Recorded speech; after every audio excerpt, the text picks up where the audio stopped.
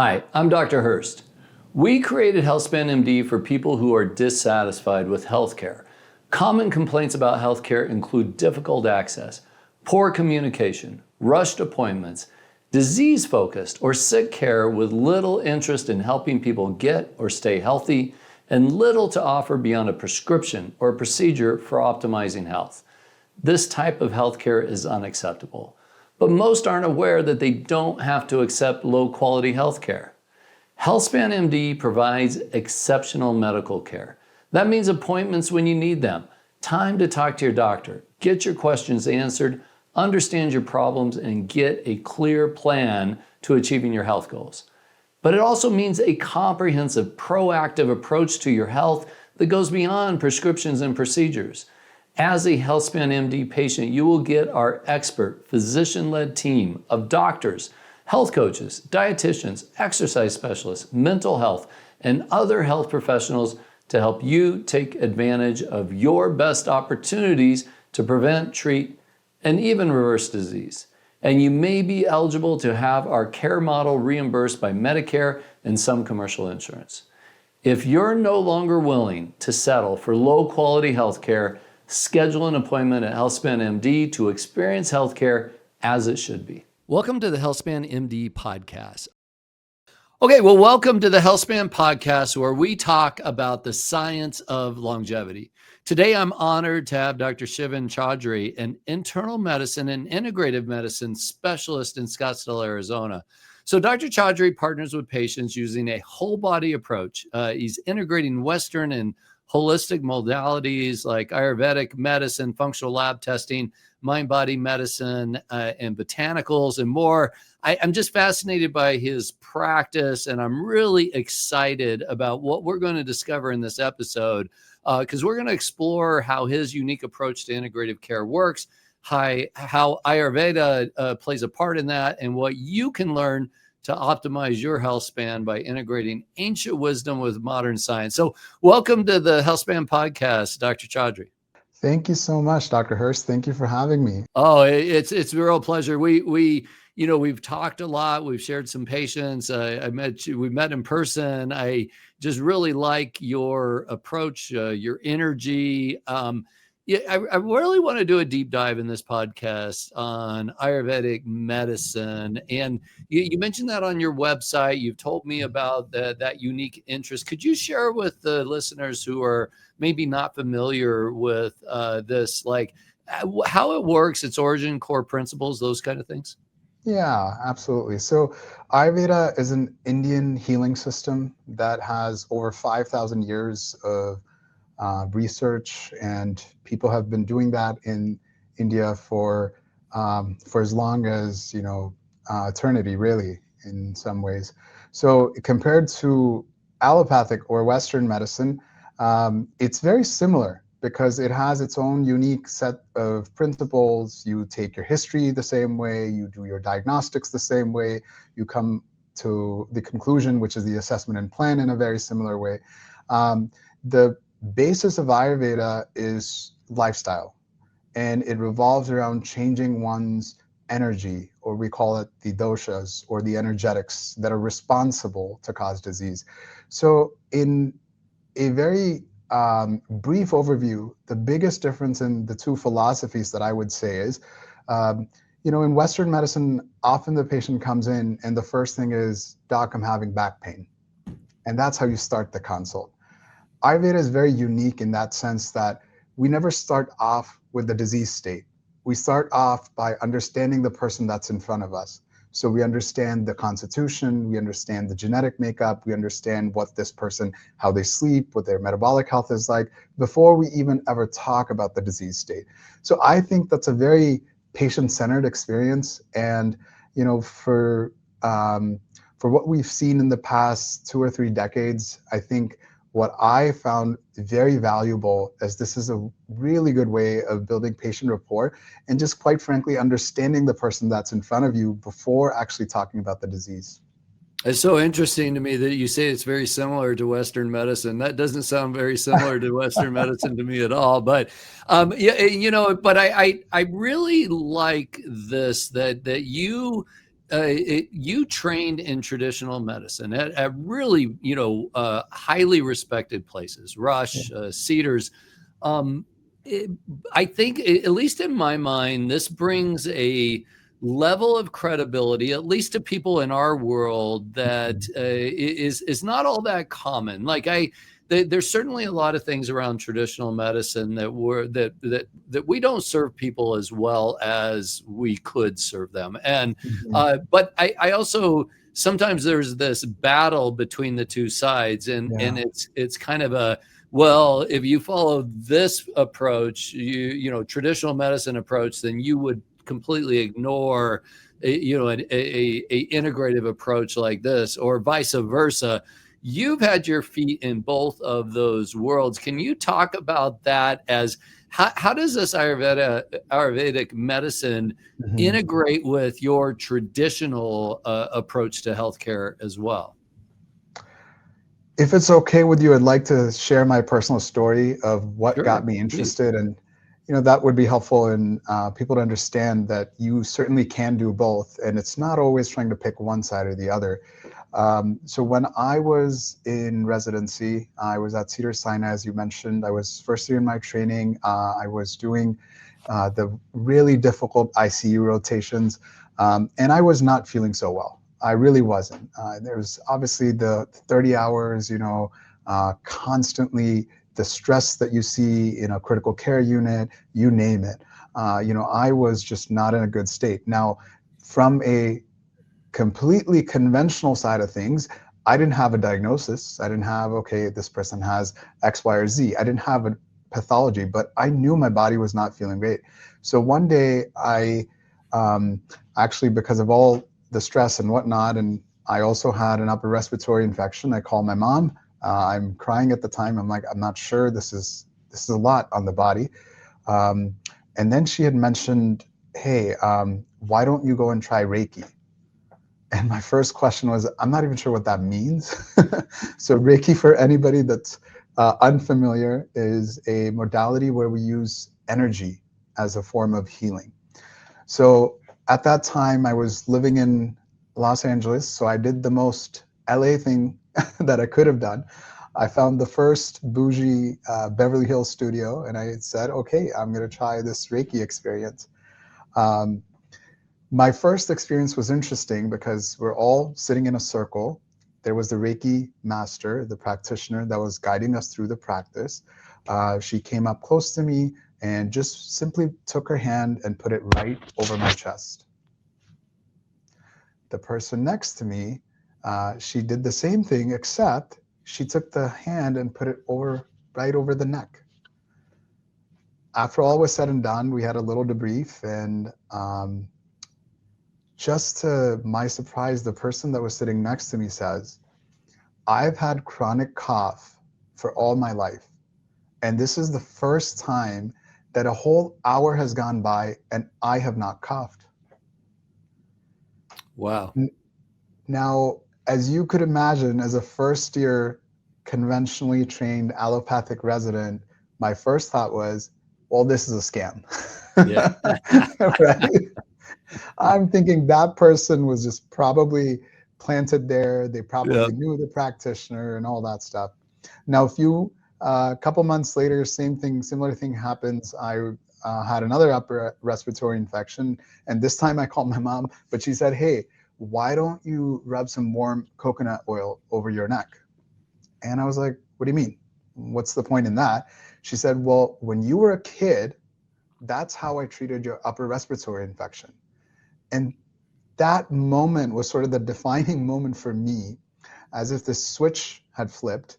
I said, just a couple of months ago, when I said somebody's healing touch can't really be helping with disease state, here's my mom who believed as a kid growing up that that's how she treated my upper respiratory infection. Now, I think even from Western medicine, we understand that even skin-to-skin contact after a baby's born helps with immunity, helps with pain, helps with the neurological system. But here I was, thinking that, how is this possible? Because my Western medicine could not explain, my scientific brain could not explain. But then I what I have found, the way to integrate both is to have openness for each of the field in its entirety. A lot of missteps, what I think we do in Western medicine is that we don't take all of the healing system. We are more so detail oriented. Oh, Reiki can't be right because a human touch, I don't know if that's, that can really treat somebody's cough, right? So I think we're so focused because even the way that we look at herbs and botanicals in the United States, well, we don't just think about, just turmeric, but we need to take turmeric and we need to take the active ingredient, which is called curcumin. And then we have to design a whole experiment around just curcumin and the right active dose and the right frequency and all that stuff. When you look at actual herbalists, that's not how they worked. They didn't look at plant in one little tiny speck. They looked at it in its whole entirety. So, long story short, that really made me interested in understanding that there are other techniques and that we ought to use them for our patients. Yeah, such a great story. I was just thinking like, Mom, where's the New England Journal of Medicine placebo-controlled randomized trial of coconut oil, right? but we do get blinders in traditional medicine. At least I had them. I think most of us do. We're taught to be very dismissive of things that we can't prove in a placebo-controlled randomized trial. And certainly that's not to disparage that science. I mean, that has been revolutionary, groundbreaking, changed lives, saves lives. The things that we've learned, particularly around treating acute illness, has been remarkable in my career, and I'm sure in yours as well. But I think with time and experience, I've become less dogmatic about how we get results and more focused on getting results for patients. Well, it doesn't matter to me how we achieve that result, whether that's helping them feel better, helping them heal, lower inflammation, whatever that is. It's more about how do we get there? What tools do we have? And it sounds like you really have a lot of tools. Like, not only are you trained in Ayurvedic medicine, but you did the fellowship with Dr. Weil in Integrative Medicine at the University of Arizona as well, and traditional medicine. I mean, goodness gracious, how do you put all that together for a patient? Like, how do you decide what tools are going to be the right fit for each individual? So it's highly personalized. And, to say that there's a protocol that I have for anyone who shows up in front of me and is in my office would be unfair. I think also to the person and also to me, because a lot goes within a consultation. The first goal is that it has to be patient-centered care. And that's generally how you're going to get better results. And as you kind of mentioned, rightfully so, right? Let's say if I'm prescribing the standard of care medication and the patient tells me, well, I'm having side effects, where do you go from there? And that's really the most important part. The first couple of hours of any consultation in my clinic is just spent understanding the person. If they've had traumas that are important, I want to know how their current sleep is. I know what their weight's like, but I don't want to just know what their current weight is. I want to know, how were you as a kid? How were you as an adult? What is the difference? I want to know about their nutrition. I want to know about their toxic exposures. And that could include things like obviously food and lack of exercise, but also relationships. All those things make us who we are today. And I think for the most parts, this approach works. It works because you are thinking about the patient before the disease, and then you create the plan. Now, there might be elements. So for example, for a given patient, we might try auricular acupuncture, or we might try a botanical or a supplement, or we might just focus on some mind-body medicine. So it's all personalized to the person, the disease that they have, but it's always understanding if they're also going to respond to a given treatment. There's a lot of different ways that obviously you and I both know that we look at in Western medicine, obviously if somebody takes a medication, they have GI side effects or they have a palpitation, something, and then we attribute it to the medication. From an integrative medicine Ayurvedic philosophy, we have these things called the doshas. Medications have doshas, people have doshas, we all have some energetics. So the way that we can actually kind of understand even before giving somebody a medication what their response is going to be is by understanding those doshas and understanding what doshas are imbalanced, which is a very important and unique perspective, right? And I'm sure there's the Western counterpart to this as well, because when you think about genetics and pharmacodynamics and how people metabolize drugs, there's a varied variety of how we are changing our opinions about certain drugs. And I would say, the first statement that I made is it's very similar, the two practices, is in the philosophy of how we're going to go from point A to point B, right? So whether you call depression and anxiety a imbalance of the serotonin system, and I call it that your vata is imbalanced or the doshas are imbalanced or your chakra system is imbalanced, it's sort of trying to get at the same symptomology of it all. So I do think there's a way that you can combine both sides. I think there's this whole idea of, well, I see my chiropractor for something, but I see my primary care for something. I see the cardiologist for something, but I see my acupuncturist for something, and no one's ever going to communicate. I think that's actually putting barriers in for patients. And I will tell you that I will respectfully take advice from a cardiologist like yourself, and also respectfully take advice from a naturopath that's taking care of my patient. Because in my opinion, we're all a team. The whole idea is built around how do we improve outcomes and how do we improve the person and give them a better life that they had before they joined our practice. Yeah, so much to dig into. That's so great. What you describe is like really addressing some of the limitations of a traditional medicine practice, and it didn't always start this way. You and I know we got trained the same way, and if we would have answered any question from our professors in the day as what's the first step, in addressing this patient, if we would have answered anything outside of an extensive history and physical examination, we would have lost points on that, right? Like if we would have said, oh, a CT scan, they would have said, no, history and physical examination. But the reality is in a corporate medicine insurance based world, you have 15 minutes, if that, there's no time for an extensive history and physical examination. So you're able to, in your practice, spend that time. And why is that so valuable? It's because everybody's unique. Like I've often make this point that you can tell who's a guru and clinician and who's just a guru by how confident they are that their narrow approach will fit everybody. If somebody says, oh, well, everybody should be on a keto diet or everybody should be vegan or whatever that is, that's somebody who's not a clinician to me, because if you're a clinician, you've been humbled to know that's not the case, right? Like there's too much uniqueness. But then you talk about the other, one of the other limitations that I think about a lot in traditional medicine is it does tend to be more one size fits all. You have coronary disease, you get a statin. You have a blood pressure of 135 over 85, you get this medication. Like, and yet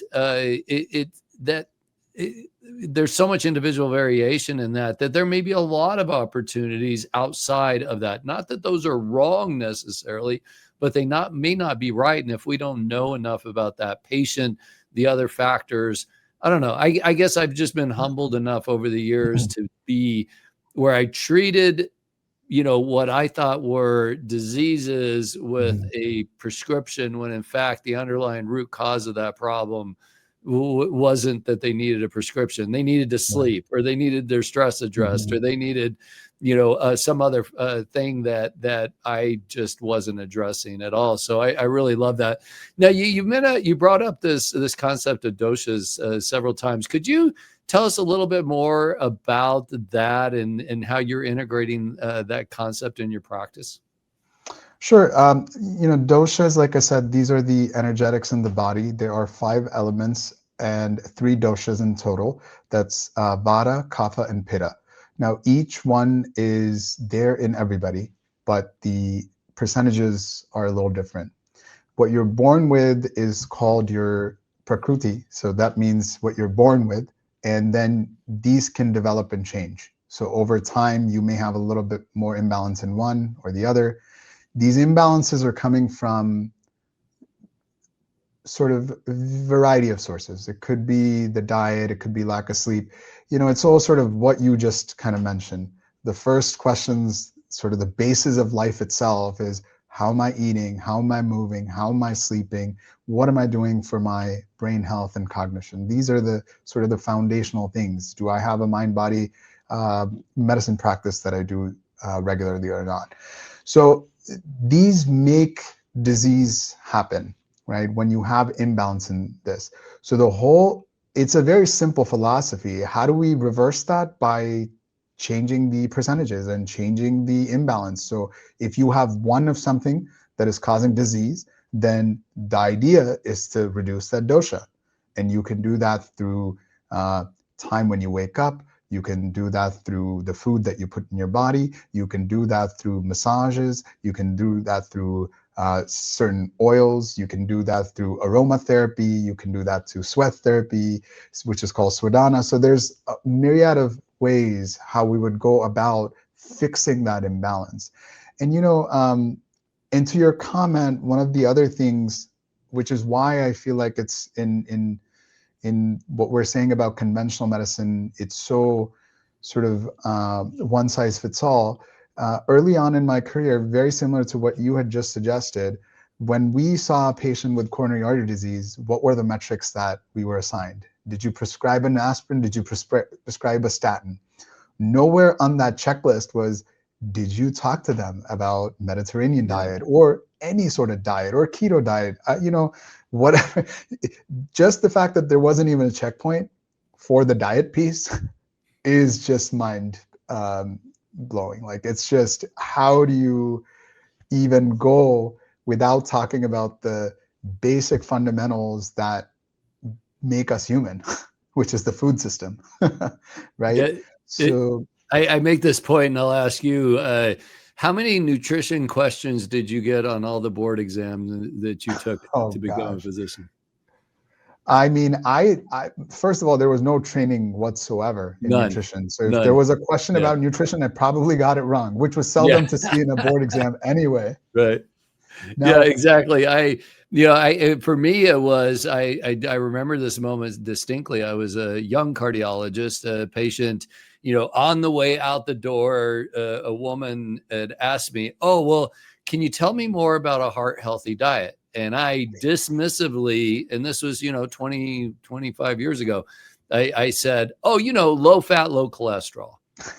And she paused me and started asking me questions. And it was painfully obvious she knew far more about nutrition than I did. And at that point, it was just like, it slapped me in the face. I'm like, wait a minute, I'm a physician. Like, I spent 11 years training for this, between medical school, residency, fellowship.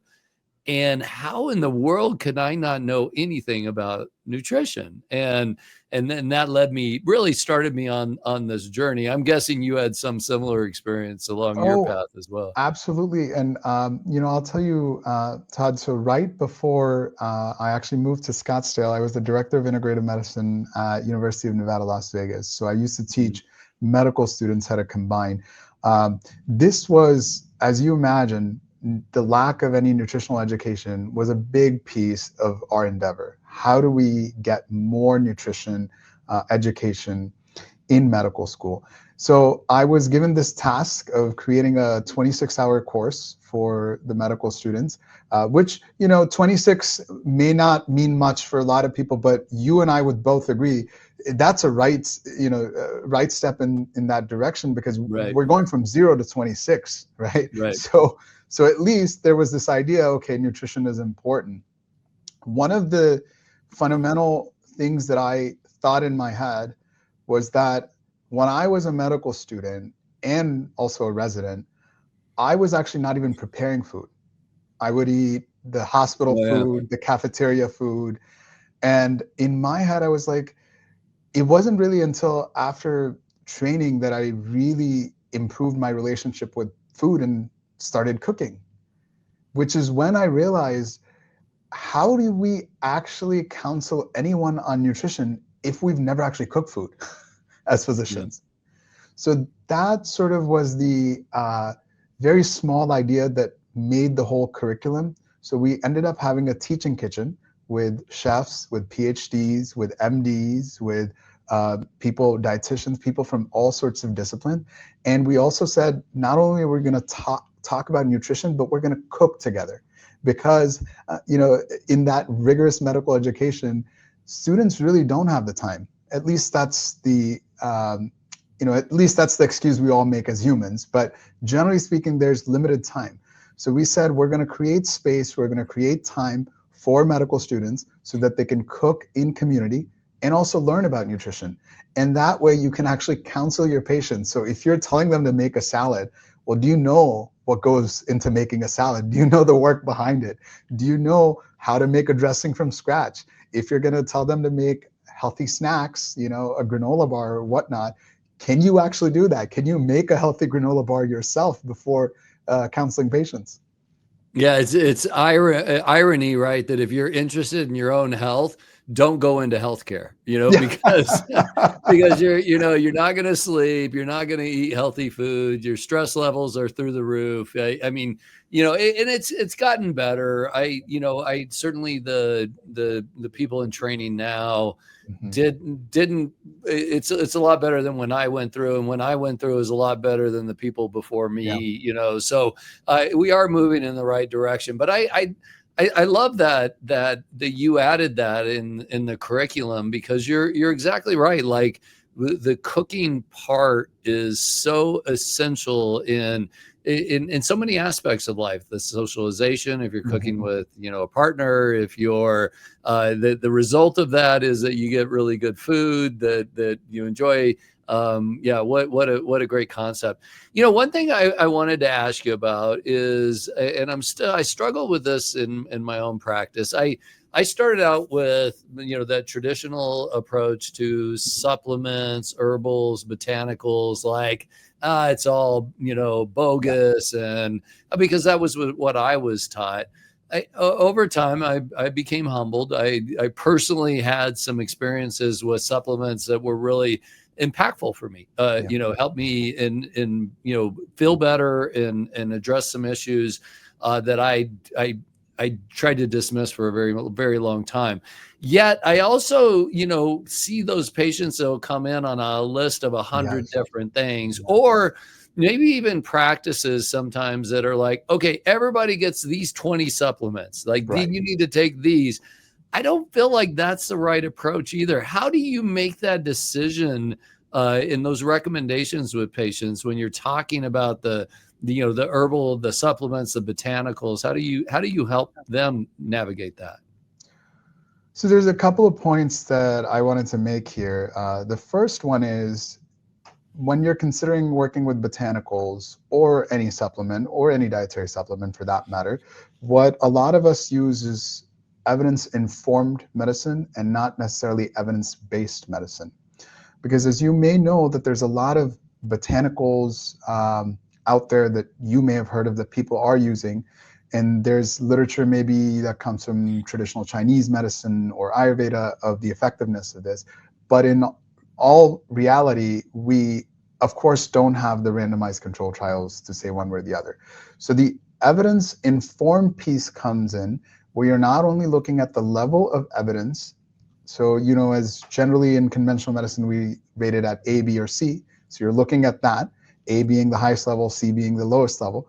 And then you're also looking at the risk profile or the harm profile. Is this going to be, how harmful is this going to be? Am I giving somebody, a supplement that can react with their blood thinners? Am I giving somebody a supplement that will react with their blood pressure medications? Or simply, am I giving them a supplement that does have some data says that, hey, you can have liver injury in this patient? So that's how we kind of look at supplements. Because the first rule of naturopathy, which really, is most other medical sciences as well, is do no harm first, right? So that's what we're looking at. So that's number one. It's called evidence informed medicine. So once you are done with that, I agree with you. The second part is, and I get all of these consultations of people coming in on 20 supplements, and when you break it down, well, why aren't you in this one? Well, my cousin recommended that. How about the second one? Well, the influencer on Instagram said this is great for cognition, so I'm on this one. What about this one? So you get a list of 20, and you're like, where do we start from here? So believe it or not, in most consultations, we start removing stuff that seems unnecessary and that seems it's not for the reason that the patient is even thinking that it would work for. So the way that I like to look at botanicals is that there are plants have a lot of properties, everything from cancer to infections to immunity building. So when I'm assessing somebody, I'm looking at what are the myriad of symptoms and the disease processes that are involved, and which supplement can actually activate a lot of different things in the body. So instead of taking a approach where like here is a gut reset protocol with 20 supplements, what we're basically kind of looking at is how do we use the power of this plant and use it for a lot of different strategies. And the next thing that I would say might be a little shocking, it is ultimately trial and error. No matter how much anybody says otherwise, I tell people when you're working with plant medicine, it's like choosing between kale or broccoli.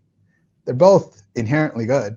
Which one's going to be right for your body? I don't know. We got to try it out. And that's how we, so, and actually, I mean, the perfect example is if I'm using fennel or ginger for somebody, these are things that culinary we use every day in cooking. And I use those. I might use a tincture of fennel, or I might use ginger capsules for somebody to see if we can help with their gut health. But it's a little bit of trial and error. Just the same way actually in medicine. You have a guy who has a headache and you give him Tylenol. Well, that doesn't work. Well, let's try Motrin. Oh, that one worked.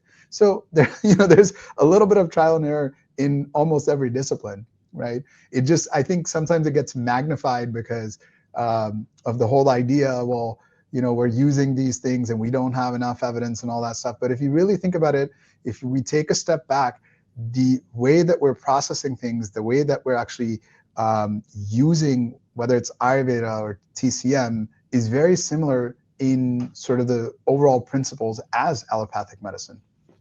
Yeah, we have to come up with a better way of explaining that process than trial and error, because you're right. Like I tell people this a lot, like if they come with, really high blood pressure or, some other issue, and I'll say, I don't know what path is going to work for you, but I promise you we'll get there. Like I've done this for 25 years. Nobody's gotten by me yet. Like I'll figure it out with you, but I don't know what it's going to be. But it is dissatisfying to say, well, we're going to trial this and we're going to trial that. But again, that goes back to the point earlier about, biology will humble you. It's too uniquely diverse in each individual for us to just say, oh, one size fits all, even though, I don't know, one of my favorite sayings ever, and I don't remember who said it, but it was, for every complex problem, there's a simple solution, and it's wrong.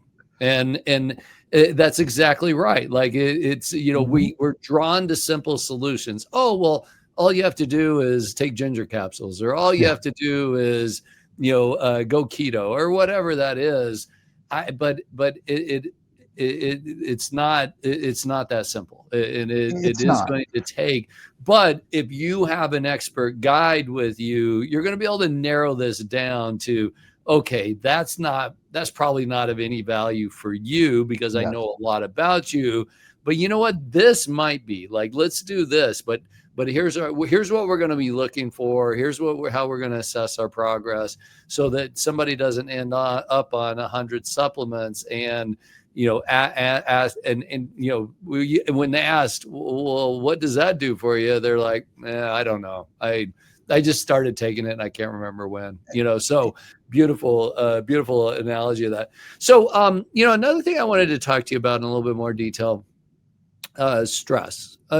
Stress in traditional medicine, any doctor knows how impactful that is. Like, how many patients come to us and say, well, here's my symptoms. It might be just stress, or they're under a tremendous amount of stress and they come and you just recognize right away, like, oh my gosh, until we get this stress kind of addressed, we can't really figure out what's going on with them.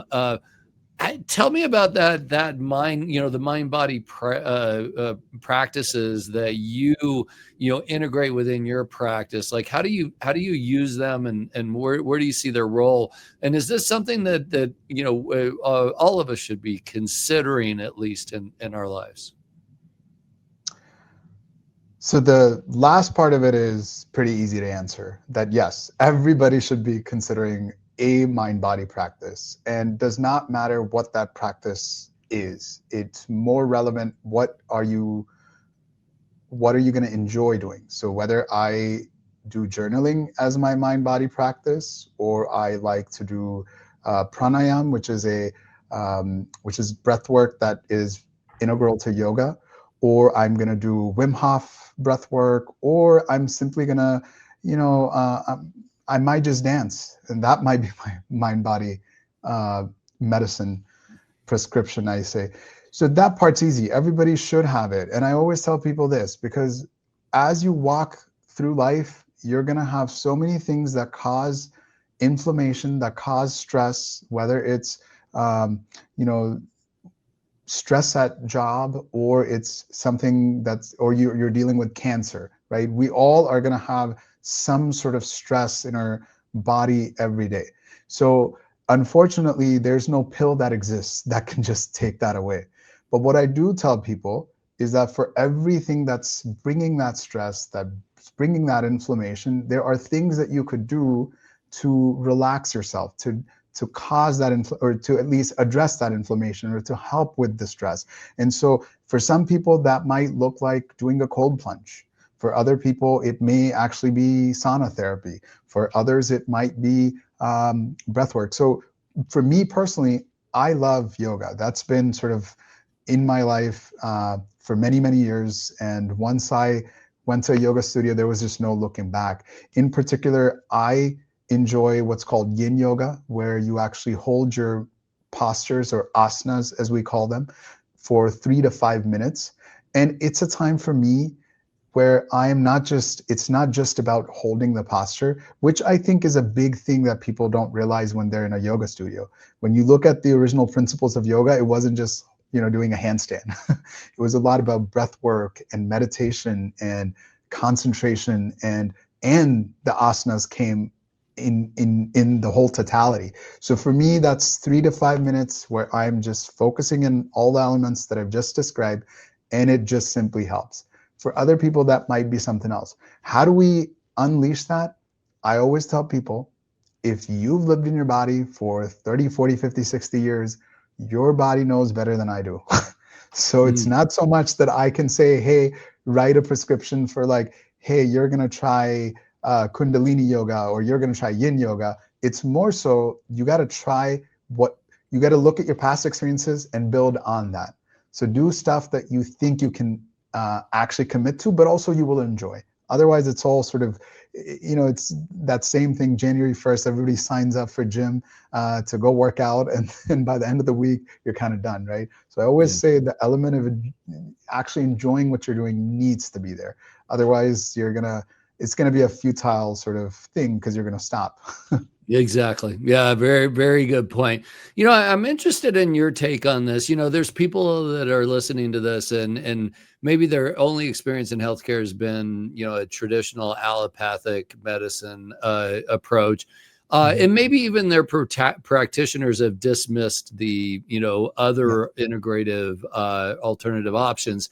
On the flip side of that, there's also people that go to alternative providers that are dismissive of traditional medicine and allopathic medicine.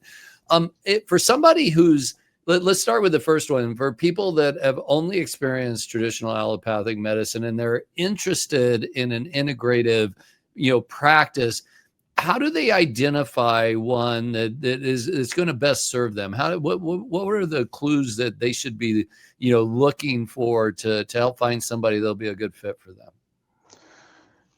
So the first thing is anybody that wants an integrative medicine consult, whether it's with a naturopath or an acupuncturist, the first thing that you should be asking of the practitioner is what are their credentials and what are their training?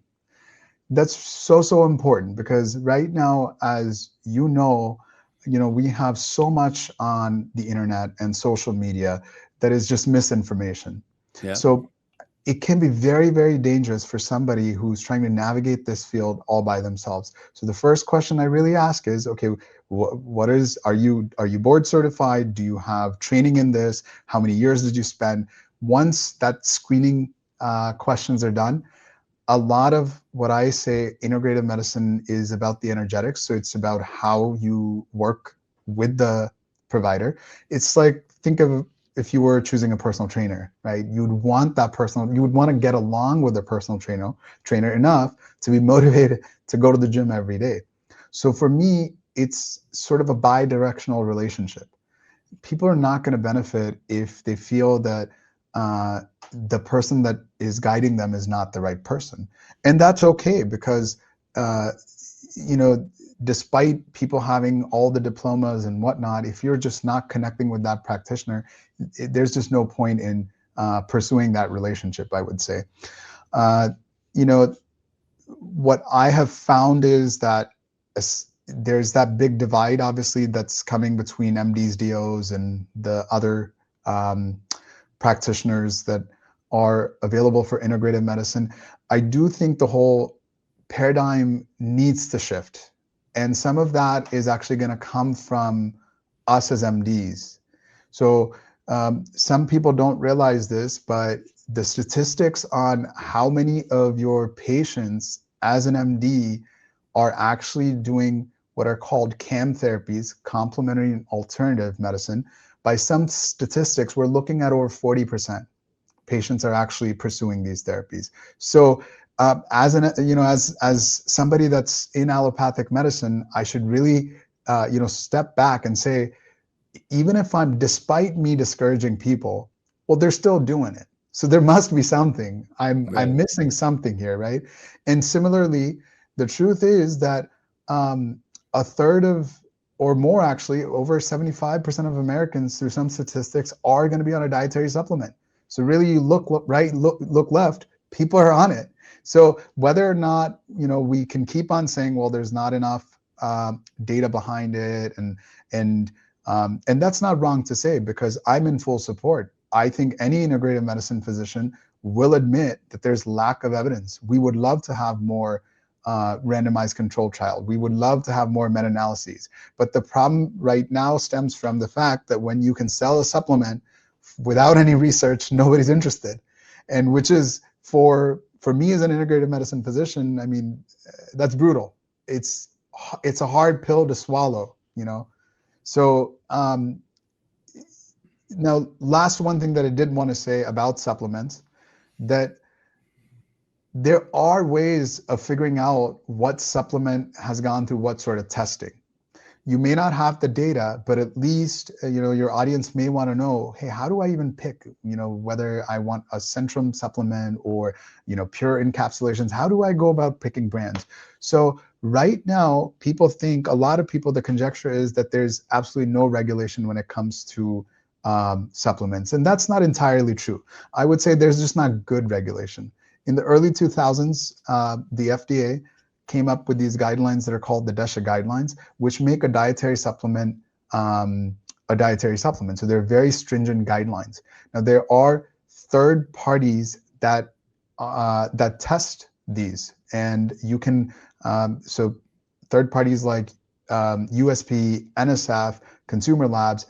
If a supplement company has gone through all that stringent testing, at the very least, you can, with some sort of reasonable confidence, say that they've been tested for microbes, they've been tested for heavy metals, they've been tested for the right dose, the right quantity of the right supplement inside the bottle.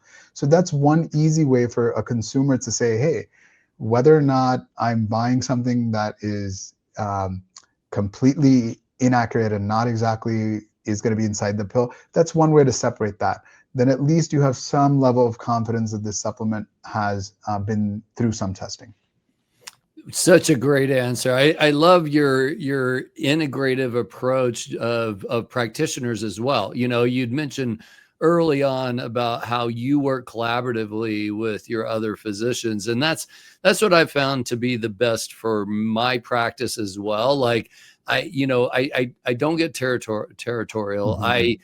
I do get a little frustrated when, you know, another practitioner disparages the things Right. that I'm recommending, you know, without talking to me about that. And, you know, I can see where patients kind of get stuck in the middle. But I think you're right that us as allopathic physicians need to get more accepting of the Mm-hmm. realities of the world. And you're right. When our 75% of our patients are taking these supplements, if we're interested in the best health of our patients, we should know something about that. Like that, I think that's on us, and I think that's great advice for people looking, because that's one of the things around the supplement world is, you know, where did you get it? You know, is Mm-hmm. what they say on the bottle really what's in there? There is some safeguards there that you point out that is really important to know. So, you know, Dr. Chaudhry, this has been an amazing conversation. I'm really grateful for you sharing your interest and your expertise. I know there's going to be a lot of listeners out there who are going to be interested in learning more about you and your practice. How do they connect with you? Thank you so much. By the way, the feeling is mutual. This was a great conversation, and thank you for having me. So they can just go to my website, which is drshiven.com, and then we have our phone number here, which is 602-805-4955. You can call or text us and book an appointment with us. Oh, fantastic. Well, Dr. Chaudhry, thank you again for sharing your expertise. And I really look forward to our collaboration in optimizing our patients' care as well. Thank you. All content created by me and Healthspan MD is for general informational purposes only and is not the practice of medicine. No doctor-patient relationship is formed. The use of this information is at the user's own risk and is not a substitute for professional medical advice, diagnosis, or treatment. Hi, I'm Dr. Hurst. We created Healthspan MD for people who are dissatisfied with healthcare. Common complaints about healthcare include difficult access, poor communication, rushed appointments, disease-focused or sick care with little interest in helping people get or stay healthy, and little to offer beyond a prescription or a procedure for optimizing health. This type of healthcare is unacceptable. But most aren't aware that they don't have to accept low-quality health care. Healthspan MD provides exceptional medical care. That means appointments when you need them, time to talk to your doctor, get your questions answered, understand your problems, and get a clear plan to achieving your health goals. But it also means a comprehensive, proactive approach to your health that goes beyond prescriptions and procedures. As a Healthspan MD patient, you will get our expert, physician-led team of doctors, health coaches, dietitians, exercise specialists, mental health, and other health professionals to help you take advantage of your best opportunities to prevent, treat, and even reverse disease. And you may be eligible to have our care model reimbursed by Medicare and some commercial insurance. If you're no longer willing to settle for low-quality health care, schedule an appointment at Healthspan MD to experience healthcare as it should be.